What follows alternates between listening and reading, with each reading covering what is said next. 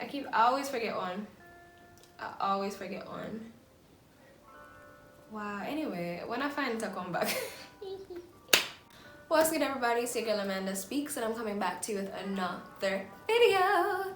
What's good, Mandy Squad? So first of all, if you're new to my channel, you haven't heard about Amanda Speaks, you haven't heard about Mandy Squad. I know where you've been at, I know what you're doing, but you can join this amazing family by just clicking that subscribe button down below, that red little, square looking thing that says subscribe, and hit the bell button so you won't miss any further videos. So before we hop into anything, do me a favor, a small favor. Hit that like button down below because it does a lot for me and it really doesn't take much from you, I really appreciate that. So without further ado, let's get into this video.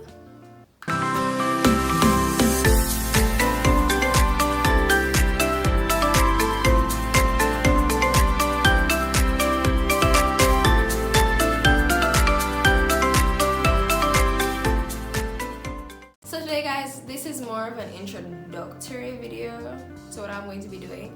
So I wouldn't want to call it a series, but I'm going to call it a series that I'll be starting.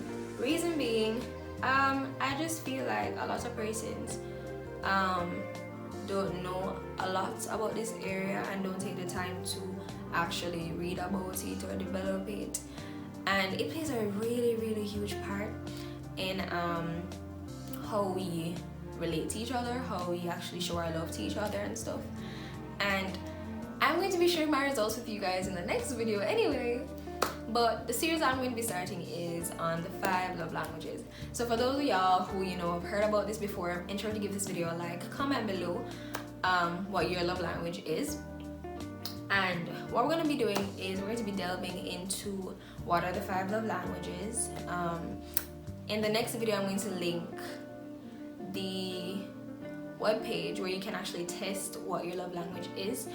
And I'm not saying that this is like 100% accurate or whatever, but it can help you to actually be aware of how you can be loved or how you think you should be loved and stuff, because not everybody has the same love languages, and sometimes we love the other person how we want to be loved and that's not their love language. So it causes a whole heap of confusion, and it causes people to feel like, oh, they don't love me, or they're not showing me much love. Because for example, a person who values quality time versus a person who likes acts of service, they might love each other differently, because one person might be saying, bro, I appreciate you doing all these things for me and whatever, but I mainly just really want to just spend time with you. I just want to just be in your presence. I just want us to watch a movie. I want us to actually talk. I want us to have a deep conversation. Versus the other person be like, but I cooked, I cleaned, I washed the car, I did everything, and I don't understand. Don't you think I love you that way? And if you don't understand how the other person is loved or what their love language is, it can cause a lot of conflict and confusion. The 5 love languages are acts of service, and this is not in order, I'm just out of my head. Acts of service, quality time, words of affirmation, receiving gifts. I always forget one. I always forget one. Wow, anyway, when I find it, I'll come back. Okay, so the 5 love languages are quality time, acts of service, receiving gifts, words of affirmation, and physical touch. And there's a book written by Gary Chapman that you guys can actually read. If you want to read ahead of time, if you have it, if you want to read ahead of time, or if you know about it before the video, then that'd be lovely. But so yeah, guys, this is just an introduction to tell you that I'm going to be starting a series. Comment below what you think your love language is, and if you took the test already, let me know if it was accurate and stuff for you. So yeah, guys, and you have to understand, not because you don't love the way that they do does not mean that you shouldn't try to put the effort in, and it doesn't mean that, oh, they'll understand, I'm not programmed that way or whatever. Because for a person, for example, they never used to get gifts, they never used to understand the purpose of gift giving, because they were never a person to give gifts, or they didn't really receive gifts, so they don't really know the whole process or everything it entails. And the person that they're with likes receiving gifts.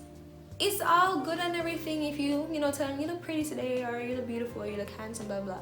But if they want a gift, even if it's something small like flowers or something, not because you weren't taught it, not because you didn't receive it, doesn't mean that you can't learn about it and learn to do it.